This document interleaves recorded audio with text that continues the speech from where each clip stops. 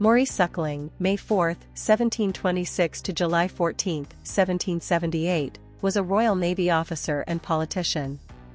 He saw service in the English Channel and Mediterranean. Maurice Suckling, May 4, 17... Maurice Suckling, the 4th of May, 1726 to the 14th of July, 1778, was a Royal Navy officer and politician. He saw service in the English Channel and Mediterranean Sea during the War of the Austrian Succession. At the start of the 7 Years' War, he was promoted to captain and given a command on the Jamaica station. There he played a major part in the Battle of Cap Francaise and fought against the French ship Pamir. Suckling was employed